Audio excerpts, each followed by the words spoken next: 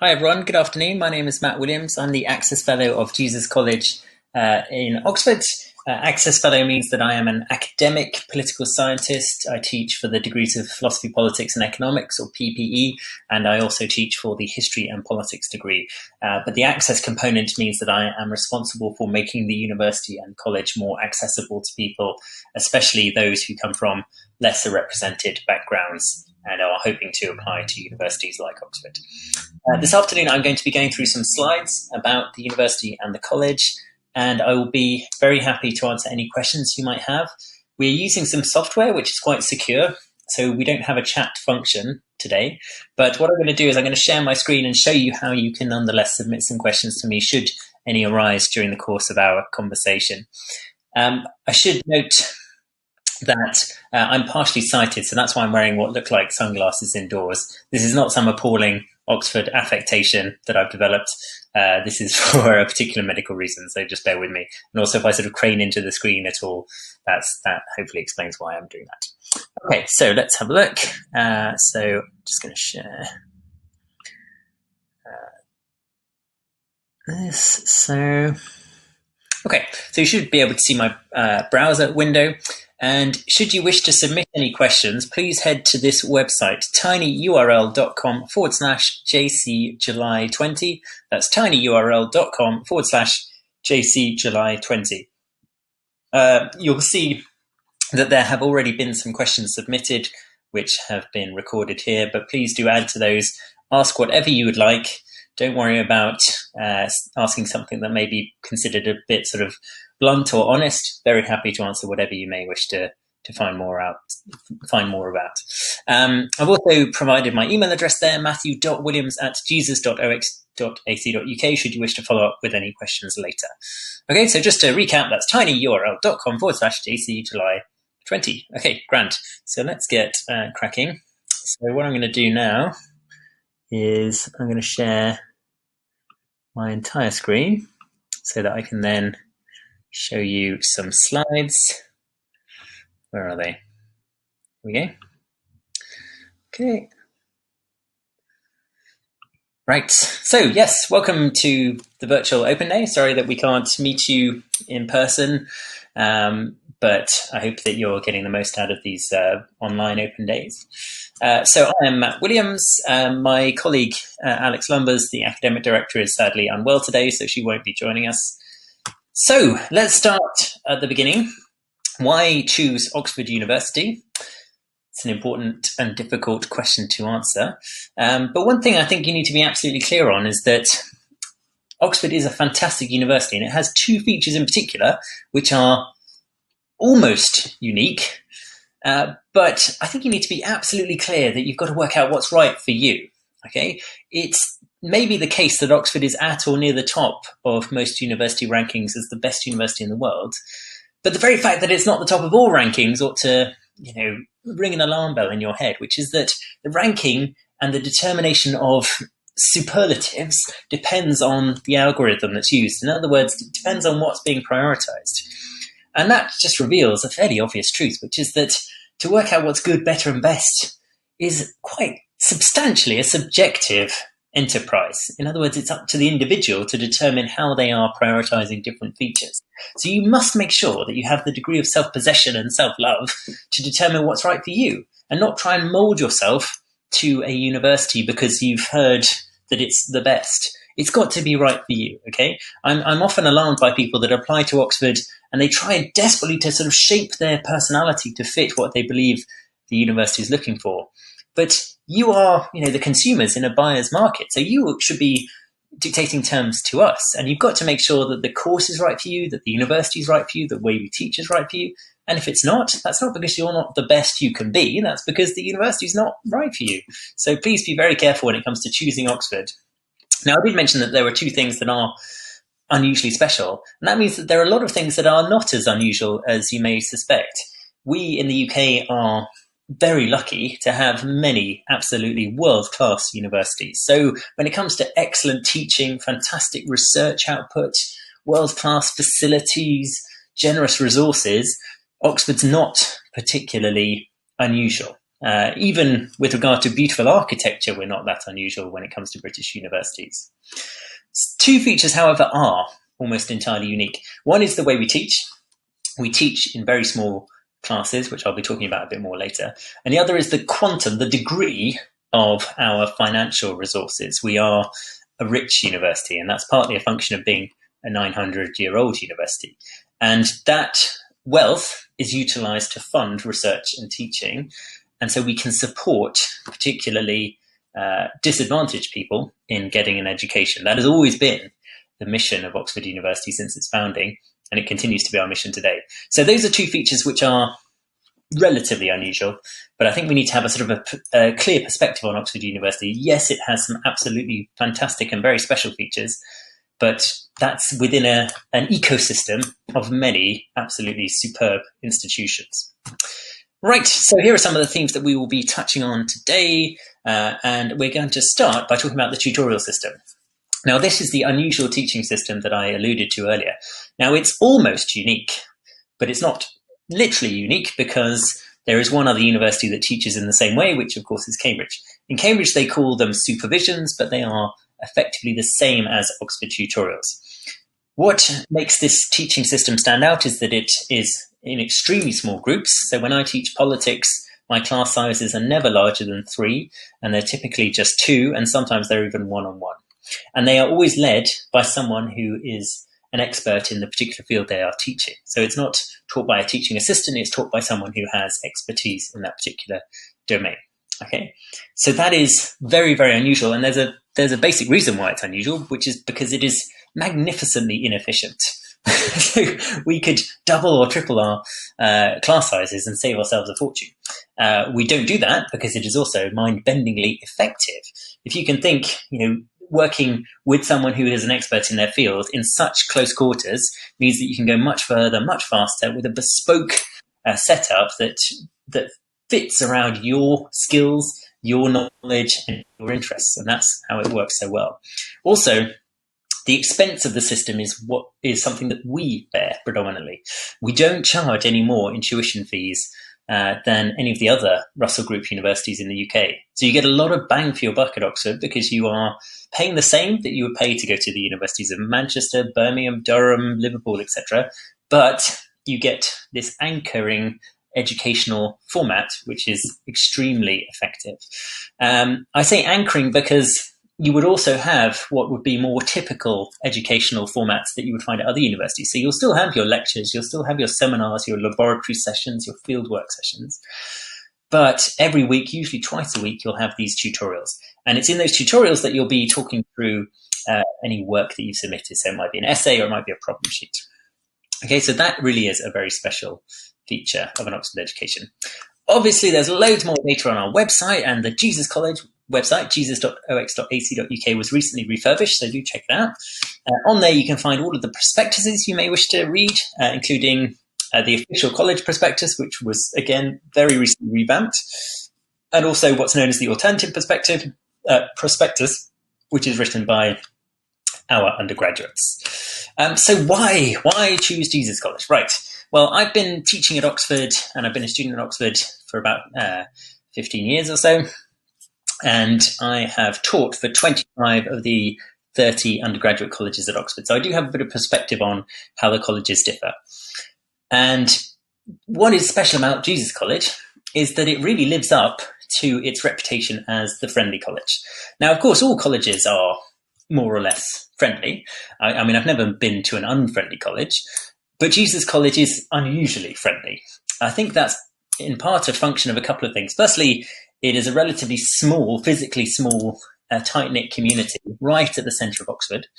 And secondly, it has a long and cherished tradition of progressive ideals. Specifically, it was the first previously all-male college to admit women, and it was the principal of Jesus College who led the charge where 5 colleges all admitted women at the same time.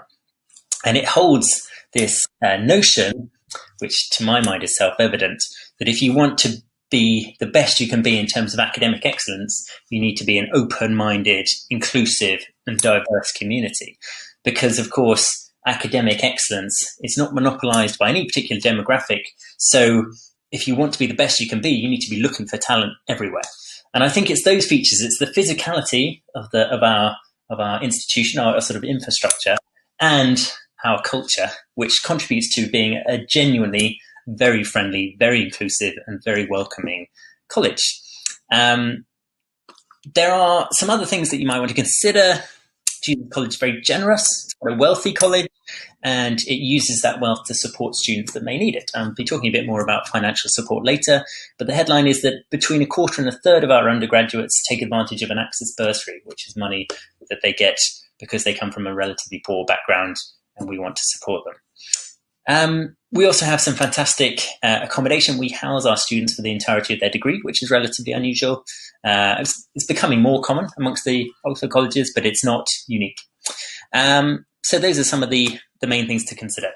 We also, sorry about that, have an Equality, Diversity and Inclusivity Fellow, who is our Vice Principal, Patricia Daly. And as I mentioned earlier, we take such matters extremely seriously. And we have a Disability Coordinator, Salish Bias, who will help you out if you have any disabilities. So studying at Jesus College, well, academic differences between colleges are marginal, and they're practically non-existent. I say practically non-existent because there are academic differences, for instance, in the facilities available in each college. Jesus College has excellent academic facilities. We've got a 40,000 book library, for example. But ultimately, the university administers your degrees and constructs the exams, etc. So you get a degree from the University of Oxford, not from Jesus College. And should you apply and be accepted by Jesus College, but wish to study a particular topic, you're not bound to that college in order to just pursue that, whatever the college specializes in. So, for example, when I was the organizing tutor for politics at Wadham College, if a student came to me and said, I'd love to do British politics or comparative government, I would say, great, I'll cover that. But if they came to me and they said, I'd like to spend this term doing the politics of Latin America, I'd say, fantastic, I can't teach that, but you're going to spend this term at St. Hugh's College. And that's what would happen. So the colleges all work together. So the academic differences are negligible and shouldn't really factor into your calculations. Okay, there are certain subjects we don't offer, which is worth noting. Some highlights might include biochemistry. So we do offer degrees in biology and in chemistry, but not biochemistry, because we don't have a fellow who is able to take charge of that tuition. We also, perhaps slightly ironically, do not have a degree in theology, even though we're a college named after God. But we do have the joint honours degree in philosophy and theology. So just be absolutely clear as to what is and is not available. Okay, so as I mentioned, we have a very well-stocked library, and we're soon to get a new digital hub, which I'll talk a little bit more about later, which will also implicate our library facilities. Okay, accommodation. So we house our students for the entirety of their degree, which is a very useful facility to have. And it doesn't matter how long the degree is. So medical students, for example, would be housed as well. All first years live in the historic central site. So there's sort of 17th century buildings right in the centre of Oxford.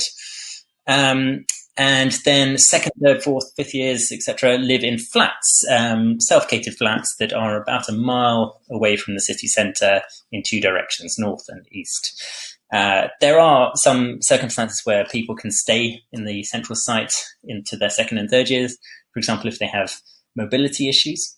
But for the most part, students want to live out. And yes, that's it. So here's some examples of our historic central site. This is the Ship Street Centre, which is also in the centre of Oxford, but is much more modern. It's been refurbished very recently. Although I should note that even the rooms in the 17th century part of the college have also been refurbished very recently, so they are very nice and comfortable. Here are the college flats that we use. These are self-catered flats, and you share with fellow students. And this is where you have your meals. So in first year, students tend to have all of their meals here, breakfast, lunch and dinner. Food's very good, it's cheap, the staff are lovely and very accommodating if you have any dietary requirements. This is the new building that we are constructing. It's due to open next year. It's very exciting. Most centrally located Oxford colleges don't have any space to grow, but we were lucky to have on one corner of the college some empty warehouses that were once upon a time used by shops, and we've just demolished the warehouses, and we're building this lovely new building. And this is going to include a digital hub, which will be a place with fantastic IT equipment, very much in line with the interests of our principal, Sir Nigel Shadbolt, who is a computer science professor. We will have extra teaching and learning space. We'll have a cafe, a multi-faith prayer room, and a gym. So up to this point, Jesus College students have not had an on-site gym, but we've always paid for them to be members of the university gym, which is just about a mile away from college. But now we will have a gym on site, which will go with our squash courts, which are already on site. Extracurricular activities. Well, Jesus College students, like the students at all the colleges, work hard and play hard. And there are various ways you can keep yourself amused when you're not studying, and you can take part to any particular level you may wish. Some notable activities that we are a part of include the Turl Street Arts Festival, which is an arts festival with the other Turl Street colleges, so that's Exeter College and Lincoln College. And there's also an annual Eisteddfod for Welsh students. Well, it's actually for all students, but it tends to be dominated by Welsh students. Okay, student finance. So this is a very important topic. Headline figure here is that roughly a quarter of Oxford students take advantage of non-repayable grant that they are given by the university to help support their studies. And that is calculated on the basis of household income. And on top of that, Jesus College also provides an access bursary. Okay, other sort of key things to note. Tuition fees are £9,250 per year, and that is the same as the other Russell Group universities. So as I mentioned earlier, Oxford costs the same as, say, the University of Bristol, but you get quite a lot more bang for your buck at Oxford because of the tutorial system. You do not pay for that fee up front. You take out a loan with the part of the government that you're from. So if you're living in England, you would take out a loan with the student loan company. If you're from Wales, it would be with, I think, Finance Wales. Scotland and Northern Ireland have very similar arrangements. You don't pay until you're earning, as a graduate, over a certain threshold, which is currently £26,575. So you only pay on every pound over that threshold that you are earning. So if, for example, you get a job that's paid £26,576, you would pay 9% on that £1 over the threshold. So you'd pay 9 pence, basically. Now, the student loan does accrue interest, but it does not affect your credit rating, and it gets wiped after, at the moment, 30 years. So it's an extremely unusual, sui generic, in fact, financial instrument. It's nothing like a mortgage, for example. Although it accrues interest, otherwise it is completely different to a mortgage. So a lot of people get quite worried about student debt, but I think the debt is just so unlike any other financial instrument, and the opportunity that the degree provides, typically for most people, outweighs the costs that are accrued. So please be very clear that not applying to university for financial reasons is not, to my mind, a particularly strong case. Even if you're from the very poorest backgrounds, and I can tell you that we've taken students who are from homeless backgrounds, we will provide whatever support we can to help students through that. Okay, so just to give you a sense of living costs. Now, the living costs in Oxford City are quite high, it's worth noting, relative to the rest of the UK. But because we house our students and we can feed them if they want us to, they save on the two most prominent sources of living expense, accommodation and food. And when it comes to accommodation, one particularly useful feature is that we only charge when you're in residence. So that means you don't have to take out a 52-week lease on a private rented property. You can, if for example, you're living in the central college site, you can pay for the 27 weeks that you'll be in residence, and that's it. So it saves you a lot of money. And it costs about £25 per day, including all the utilities. So that's very cost effective. If you're living in the college-owned flats, we tend to charge for a longer lease, 40 weeks, because the students are often in residence during the vacations. But again, it's pretty cost effective at about £20 a day. And if you take all of your meals in the hall, which you can do for the entirety of your degree, so breakfast, lunch and dinner, it will cost about £2,000 a year. And that food is very high quality and it's cheap. I'll explain just how cheap shortly. Okay. Living expenses, again, is something that you take a loan for. The meal costs. So here you can see a bit of a cost list as to how much it will cost. So just to give you some guide, you can have a 3-course meal at a formal sitting. I say formal because it's not formal. We call it that because of historic reasons, but it is not stuffy and pompous. It's just that the students wear a gown, but it's not the sort of pompous ceremony that some people suspect it might be. Anyway, a 3-course meal at that will cost you about £7, which is pretty good. Certainly by Oxford city standards, it's very cheap. Right, maintenance loans. So these are for your living expenses. So for England, you would still take out a loan. In Wales, you can still take advantage of a grant. Grant meaning that you don't pay back the money. Scotland and Northern Ireland have their own arrangements. All of the details on that are available on our website. But do check out what the financial implications will be. But again, bottom line is that we will provide support. So for example, we have our access bursary. So about a quarter to a third of our students take advantage of this, which is a free grant of £850 per year. And it's non-repayable. And it's for anyone who comes from a household income of less than £42,875. Now, it's very easy to access these funds. What you do is that when you take out your student loan, you make a declaration to the student loan company, for example, if you're in England, and we get sight of that declaration. It's confidential, of course, so only those that need to see it. And then we'll tell you, right, well, you are eligible for a college bursary and you are eligible for this, that and the other. So it's very easy because we want to support our students. So it's not a case that we sort of hide the money and we make sure that you don't find it. We want you to use it. Okay. We also, the university also has support for care leavers and estranged students. So if you're estranged from your families, then we can support you with that.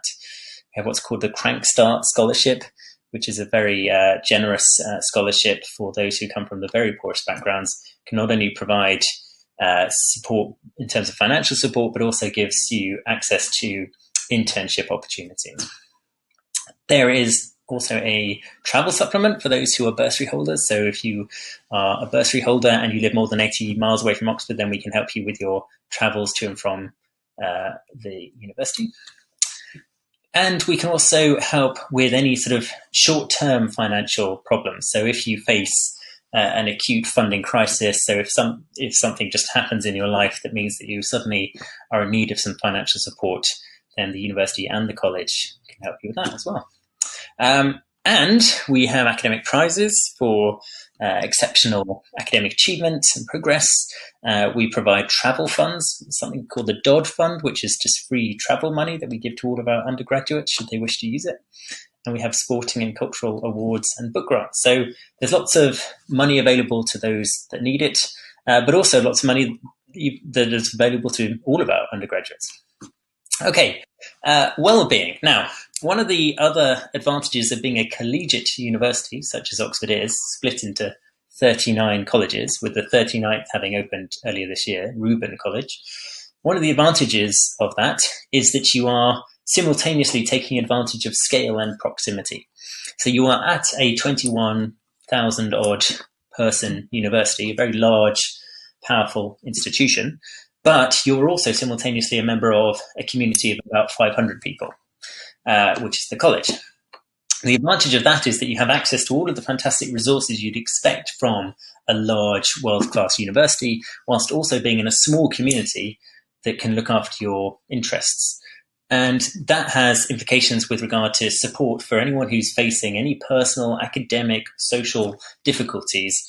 We are right there. We become your sort of family during term time, and we can look after you to a much greater extent than is possible at universities where the year group might number in the thousands. So that's something to bear in mind. It's taken very, very seriously. Okay, and somewhat related to that, we also have fantastic support to students with disabilities. And this can range, of course, from sort of physical mobility difficulties to visual impairments, such as I have, to to things like learning difficulties such as dyslexia, which is common as well. Okay, so what about the admissions process? Right, well, we have about 600 applications every year, and we admit about 100 people, which means we're pretty much bang on the average for the university. The 6-to-1 ratio, applicants to place, is pretty much the average across the collegiate university. So that's worth noting, although you shouldn't pick colleges based on a numbers game, because the colleges together apply a very sophisticated mechanism for making sure that students get into the university if they are of the right caliber. And it doesn't much make a difference if you apply to an oversubscribed college, because of course it would be against our interest not to admit a student just because they've applied to an oversubscribed college. So don't sort of look around trying to find colleges that you think might be easier to get into, because we all collaborate to make sure that we get the right students in regardless of where they've applied. Okay, key dates in the admissions process. Well, this is of course all available online, but just as clear headlines are, it's roughly speaking a 4-month process. So UCAS form, which is the application form, needs to be submitted by the 15th of October, which is a bit earlier than for most other universities. Then in early November, if there's an aptitude test for your subject, that's when that will happen. Then in December, you may be invited to an interview. This year, those interviews will all be held online. I'll talk a bit more about that shortly. And then in January is when the decisions are communicated. So, as I say, roughly 4 months from beginning to end. The reason that it's such a long admissions process is because we want to make sure that it is rigorous and fair. And please try to push from your mind what you may have heard about the Oxford admissions process from the media. I had misgivings, as most people do, about the Oxford process as unfair, maybe even corrupt. But having participated in it as a tutor for the last decade, I can say hand on heart that it is long, it is time-consuming, it is rigorous, as far as feasible, fair, and you should have confidence in it. Okay, so what are we looking for when we make our admissions decisions? Well, the headline is that we are looking for academic ability and potential, and anything that doesn't pertain to that is not relevant. So, for example, we're not interested in how wealthy you are. We're not interested in whether or not one of your parents attended Oxford. We are not interested in whether you're the head girl or whether you've been captain of the first 11, because none of these pertain to your academic ability and potential. Okay. Academic ability is, of course, predominantly demonstrated by your school results, by your grades in public exams, so GCSEs and A-levels or equivalent. We are not looking for perfection in those. Perfection is very rare, but we're not even looking for that, because we know that, of course, sometimes life gets in the way of a perfect performance. It's not always possible to get a straight set of 9s or A stars at A-level, GCSE, or a string of A stars at A-level. So we're looking for a good academic performance, but it does not need to be perfect. And academic potential, we take data on that from your personal statement, from your your academic reference coming from your teachers. We also take it from admissions tests, if your course utilizes those, and we take it from the interviews. Okay, so potential is, how far can you go given your skills at the moment? We're also, of course, interested in your commitment and motivation. How much do you want to study this degree? We're not so interested in what your plans are after the degree. So what we sometimes see in personal statements are things along the lines of, I'm very keen to become a doctor, or I'm very keen to become a lawyer. But that isn't really sufficient evidence that you're committed to the degree. What's more interesting evidence of that is that you're interested in the sciences of biomedicine, or you're interested in the nitty-gritty of legal scholarship. So we're not looking for people that are just motivated by what could come from their degrees. We're looking for people who are motivated by the degree itself. We'll also gauge your suitability for the tutorial system, and the interviews we use mimic the tutorials, that very small group discursive teaching style. Now, suitability for tutorials does not mean that you need to be a terribly self-possessed, eloquent speaker. It's not unusual for Oxford students to be quite anxious, diffident, quiet. That's not unusual at all. Suitability for tutorials means that you are willing to share your ideas, even if you do so with a degree of hesitancy. That's okay, but you're willing to share your thoughts on a given problem. and that you're open-minded to new possibilities, and that you're able to manage new and unfamiliar material. Those are some of the things that we're most keen to assess. Okay. Personal statements, right. So personal statements are submitted as part of the UCAS form. We're looking for answers to a couple of questions in that. What are you applying for? Why are you applying for it? Do you know what you're getting yourself in for?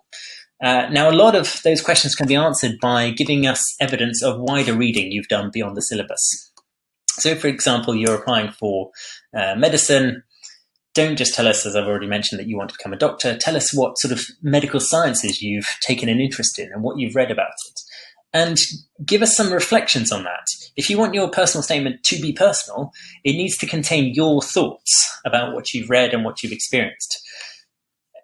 By that, I mean, don't just sort of say, I've read this research that was in the British Medical Journal or the Lancet, but tell us what you thought about it. Obviously, those thoughts can be half-formed, that you don't need to be fully sort of committed to those thoughts. We're not expecting to admit someone to the university who is already a fully formed academic, but we are looking for someone who's willing to at least try and express themselves on difficult subjects. They're not just a passive recipient of other people's thinking, that they are thinking for themselves. Okay, so that sort of reading around the subject beyond your school curriculum, that's what we're looking for. Work experience is obviously very difficult to obtain at the moment, and for many people is difficult to obtain at the best of times. So we don't make admissions decisions on whether or not you've obtained work experiences. And if you have obtained work experiences, then of course that's fine, but tell us what academic lessons you drew from that. So don't just say, I shadowed a solicitor over the summer. Tell us what you learned from that about some of the interesting elements to you of, I don't know, contributory negligence law or something like that. Don't just sort of say, I shadowed a solicitor, because that's not particularly interesting. Tell us what academically you garnered from that. Now, extracurricular activities, so that's your sport, music, drama, Duke of Edinburgh, etc., that you do outside of your academic interests. As mentioned earlier, that doesn't factor into our admissions algorithm one iota.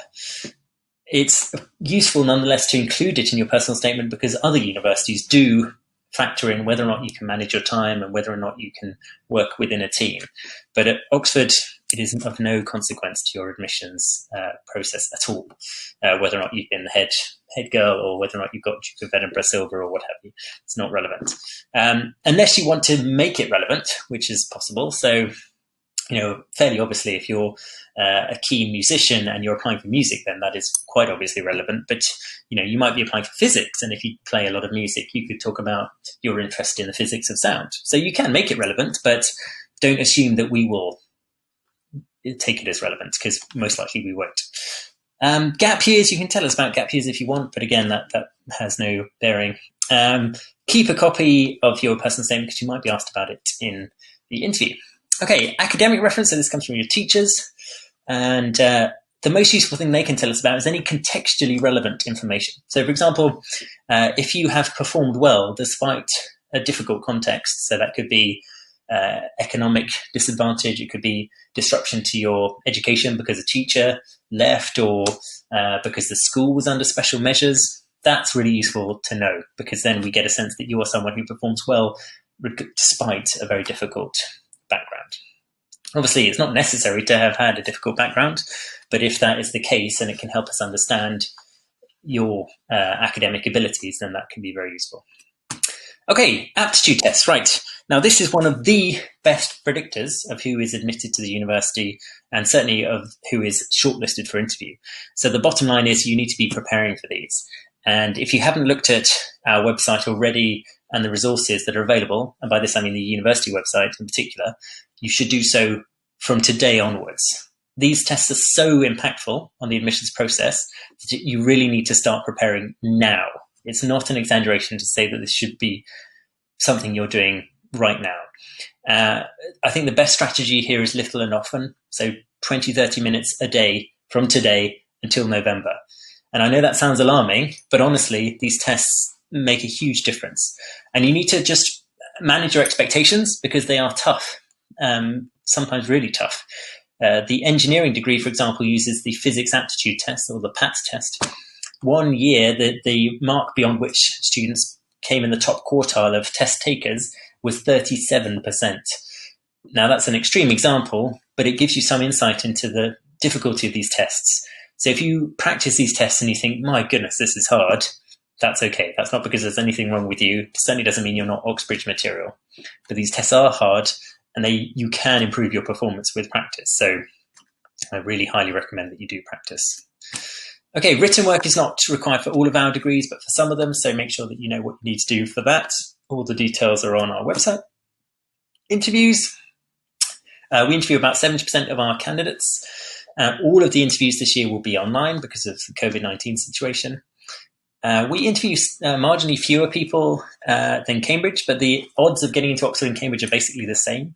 The reason we interview fewer people is because we spend more time with each interviewee. So there's a bit of a trade-off there, but I know some people get put off applying to Oxford because they've heard that you're less likely to get an interview, but I would suggest that that's not necessarily a good reason to not apply to Oxford.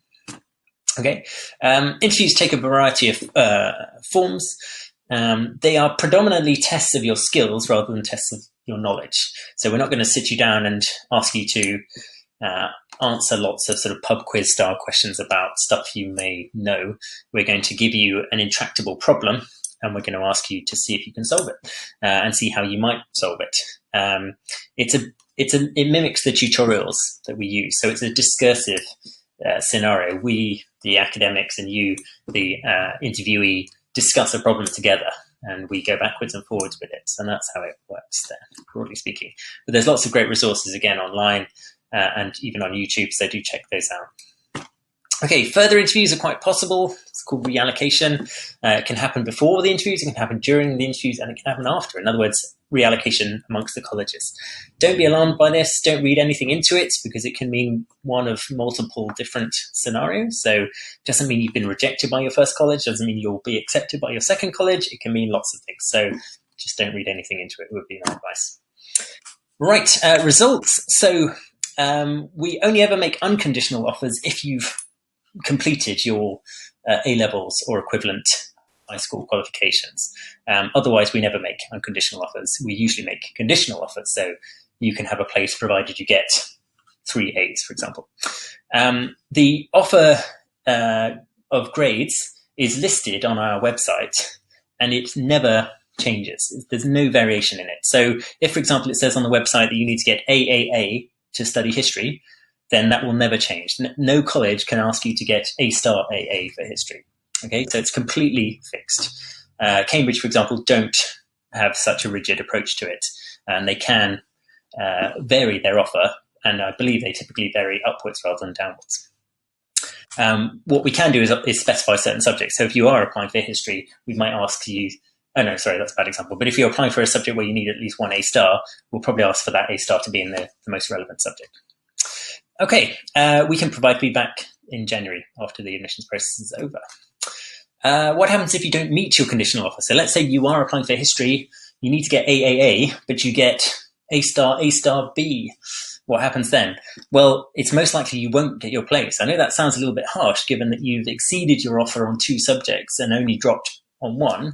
But of course, the point of offering 3 A's is that we're looking for someone who has a consistent skill set across different disciplines, not just someone who is exceptional, but in a relatively narrow field. Now, of course, we can and do consider mitigating circumstances. So if there is a good reason why you slipped in one or more of your exams, then it's obviously a good idea to let us know via your school or your teachers so that we can do something about that and we can factor it in. But for the most part, if people don't meet their conditions, then they don't get their place, I'm afraid. Okay, and that's that. So I'm going to stop sharing my screen. I'm going to see what questions you've come up with, if any. Don't worry if you haven't. I've already got a few. So let me have a look. And if you do have any questions that have arisen, then don't forget it's tinyurl.com/JCJuly20 to submit those. So one question that has already been submitted is, how are rooms chosen? Do you pay more for better rooms? Is there a ballot system? You don't pay more for better rooms. No, the price of rooms is the same for all rooms, and that's because they're all very, very similar. and they are chosen by ballot unless there is a particularly good reason why you need a particular type of room. For example, if you have a physical disability, then we can assign a particularly suitable room in that case. So how would you describe the atmosphere at Jesus College? What are some characteristics shared by Jesus students? So the atmosphere, as I suggested earlier, is very friendly. And as I mentioned, that I think is a function of its architecture, its physical location, its tight-knit proximity to the centre of the city, and also its progressive ethos. And so I would answer that to the third question as well. What is special or different about Jesus is that it lives up to its reputation as the, quote, friendly college. What do you look for in a potential law applicant? We look for someone who is prepared to study academic law. Now, I know that sounds kind of obvious, but the reason I'm stating that is that I've read a lot of personal statements for prospective law students where they don't give us sufficient evidence that they really know what a law degree entails. They talk about their interest in their A-levels, or they talk about their ambitions for a future career in, say, corporate law. But what we look for is someone who's not telling us that they want to be a corporate lawyer, but someone who's saying, I have read some case law on corporate law. That's much more interesting because that's more academic focus. So make sure that your personal statement and your application in full is tilted towards the academic side of things, not the career or labour market side of things. Specifically for organ scholars, how difficult is it to balance the workload, and do you have time to do other activities? It's not difficult because the organ scholars, like all students at Oxford, have assigned a portion of their time to a specific activity. So that's really not unusual. And the academics are used to making sure that there is space in everyone's timetable for things other than studying. Do you have time to do other things? Yeah, absolutely. So our organ scholars, we've got 2 at the moment. They are active in all sorts of ways. So yeah, that's totally possible. Does Jesus College have any funds or grants for medical electives? It's a good question. So we don't have anything specifically for medical electives, but we of course have all the other financial support that can be provided. So that would or could cover medical electives if necessary. How can I make the most of my supercurricular activities without listing them on my personal statements? Yeah, it's a good question. So the way to make the most of them is to prioritize those supercurricular activities that you think best show your development of skills of, say, critical thinking. Now, this could mean that you've probably done a lot of supercurricular activities, but those which you think best summarize your interests and how you thought about those interests. So let me give you an example. There were 2 young ladies that were applying for politics, and I read their personal statements, and they both proclaimed an interest in the works of Karl Marx. And in one case, a young lady just listed loads and loads of books from Marx that she'd read. It was a long, long shopping list. But there was no critical reflection on those, and there was no assessment of what they found particularly interesting about those. It was literally just a list of books. In the second example, the young lady said, focused on a chapter that she found world-changing. It was the chapter on the surplus value of labour in volume 3 of Das Kapital. And she said, this changed my life. And she explained why. And then she reflected on what she thought that chapter speaks to us today in the 21st century, and where she thought it could have made some major methodological errors when it comes to sort of predicting the future.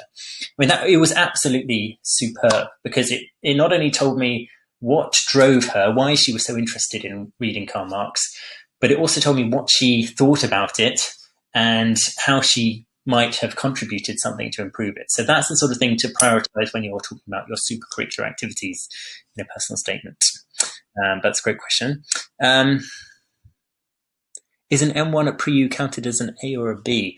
It depends on the course. So you need to make sure that you check when it comes to Pre-U certificate on our website. There's a great admissions table which compares qualifications, and it will say precisely what it is. But because I think is it M1, D1, there's various other sort of levels. And I don't want to tell you precisely now because I may get it wrong and I don't want to make any mistakes. So I would check online. And if you have any follow-up questions, then by all means email me, matthew.williams@jesus.ox.ac.uk, or email the admissions officer at whichever college you wish to apply to, and they will be more than happy to clarify any of these particular questions. So don't ever be scared of reaching out because it's our job. we're very happy to do it. So please do be in touch. All right. Are there any other questions? No? Well, as I say, if you do have any follow-up questions, don't hesitate to get in touch. I'm very happy to talk further on any of these matters. Thank you so much for coming along to our virtual open day. I hope that we get to meet you properly one day soon. And yeah, all the best. Stay safe. And yeah, bye. Thanks very much.